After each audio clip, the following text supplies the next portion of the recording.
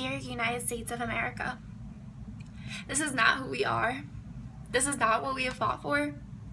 This discrimination, lack of understanding, and hatred is not what makes this country great.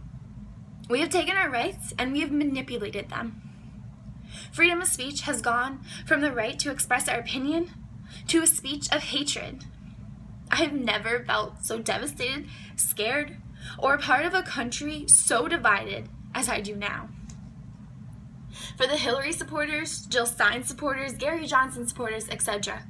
For the LGBTQ+ community, for all of the minorities, I'm sorry. Believe it or not, I understand the sadness in your heart and the fear in your eyes. And I'm sorry for you. But what I'm not sorry for is your actions. And this is only directed to those who have taken this actions to this extent. I'm sorry that you could not realize that we are still a nation that is united. I'm sorry you could not that you had to take matters to this level.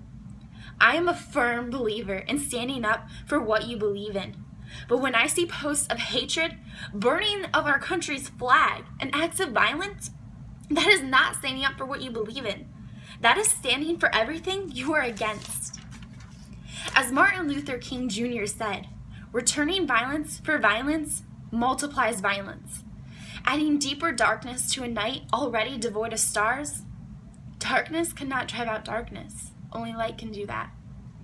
Hate cannot drive out hate. Only love can do that. Our country has spoken.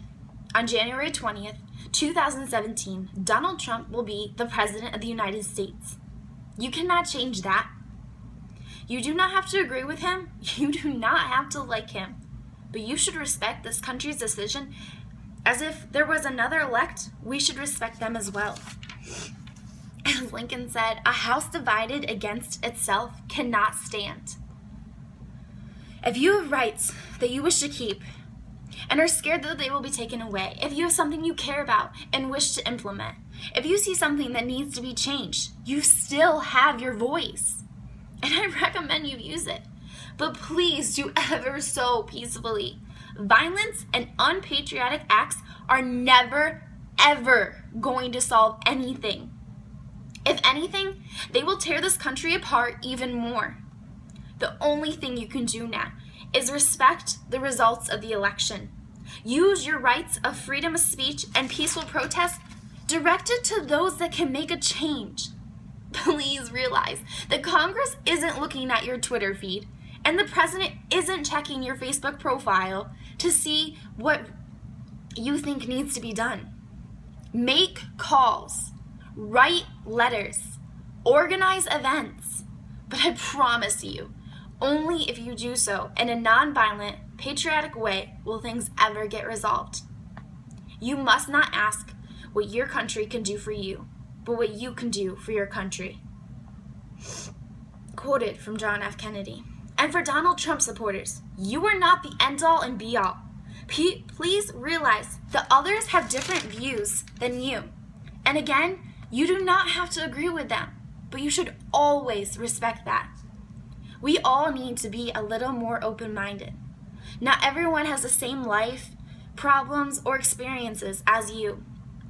And everyone's voice deserves to be heard.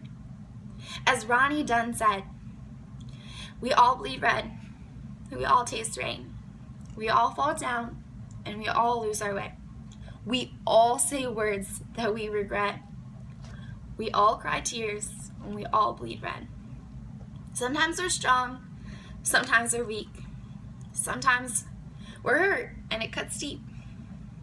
But we're all the same, and we all bleed red. Let us come together again to set an example to the children of this country. We do not have to look the same, feel the same, talk the same, or think the same to love one another the same. United we stand, divided we fall.